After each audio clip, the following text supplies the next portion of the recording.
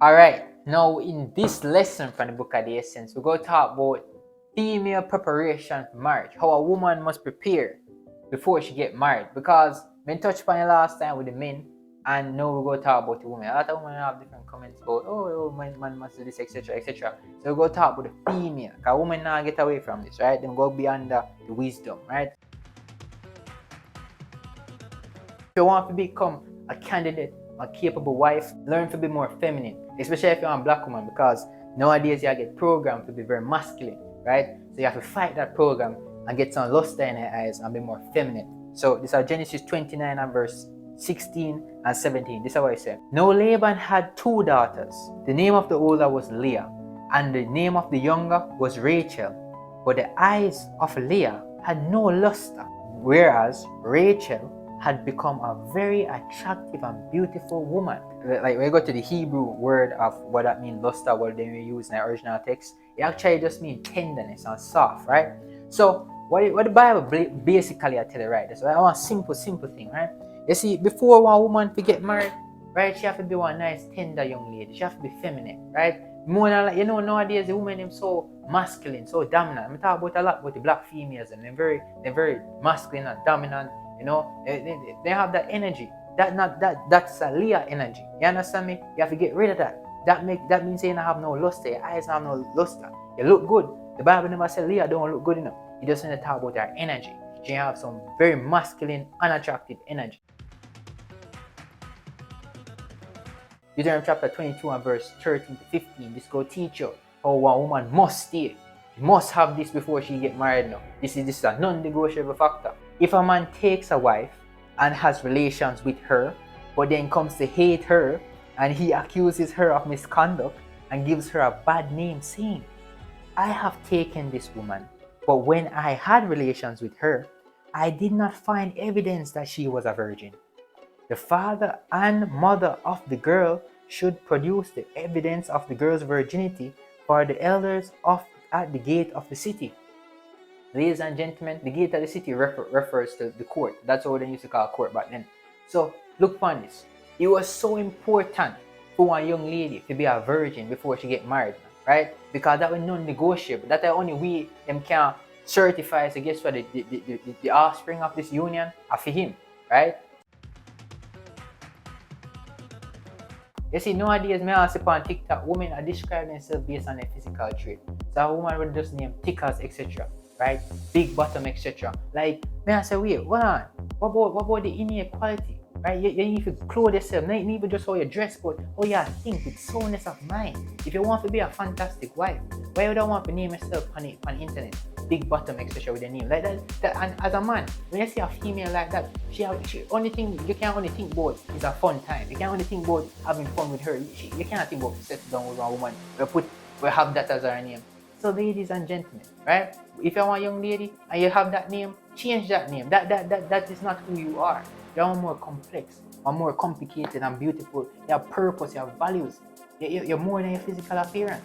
And that disqualify you from being a wife of a righteous man. One time I sit up on my veranda. I'm sitting up on my veranda, I was some mates. And I'm looking at my neighbor yard. Now. I see this young lady, right? Young woman. And I see her wash clothes over one bucket, right? One young woman I wash clothes over one bucket with her hand. And I said, wow, I have to literally lean forward. Because I have to wonder if I never know if a woman like this still exists. Women were actually, I think that in my mother generation and them type of women they get extinct, right? Then stop produce. But when I realized, that quality, I was so attracted. Like me so, like me I said, when you find her, like want more like that. If we can go to that place, up a country, you get that woman from up a country or something. As I'm amazed because that quality is so, it's so like nowadays women then just want washing machine, then even want wash clothes with their hand. They don't have a technique to make that nice when they wash your clothes. Jamaican people know that technique they where they make the nice. That are traditional values, right? We lose that. Everybody gets so westernized. Man, I tell you, the modern society, it destroy the family unit. Lesson where you can learn from Ruth chapter 2 and verse 5 and 7. It says this, 5 to 7. It says, Boaz then asked the young man in charge of the harvesters, to whom does this young woman belong? The young man in charge of the harvesters answered, The young woman is a Moabitess who returned with Naomi from the fields of Moab. She asks, "Please, may I glean and gather among the cut off ears of grain left behind by the harvesters?" And she has been on her feet since she came this morning until just now, when she sat down in the shelter for a short rest. So you see, like how Ruth industrious, and the quality young ladies you have to cultivate that if you want to be, because Ruth ended up married to Boaz, and Boaz will look upon her industrious nature, and that may attract it. And I see same thing with you. That's why I try to teach you. Before you get married, you have to learn to be industrious. So you have to learn to wash clothes with your hand. You have to learn to cook food from scratch, like cook bread, like bake bread from scratch. You learn to clean the entire house. Understand me? These are the qualities where they might try the Western society. I say, no, that woman not to just do that, etc., etc. Don't listen to them. Listen to the righteous man.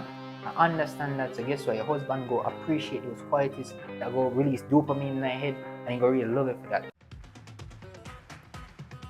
This is gonna make the marriage last long. Right? We can't predict how long your marriage go last, but 90% sure so not gonna end up now a divorce. 90% sure. Right? So this is Genesis chapter 2. Then Jehovah God said, "It is not good for the man to continue to be alone. I am going to make a helper for him as a complement of him." Now, the interesting thing about it, when Jehovah God get that idea, right? He never just boom and just go create a woman. Matter of fact, he tell you what he do.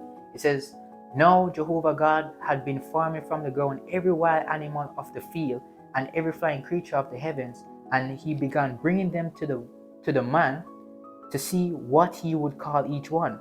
And whatever the man would call each living creature, that became its name."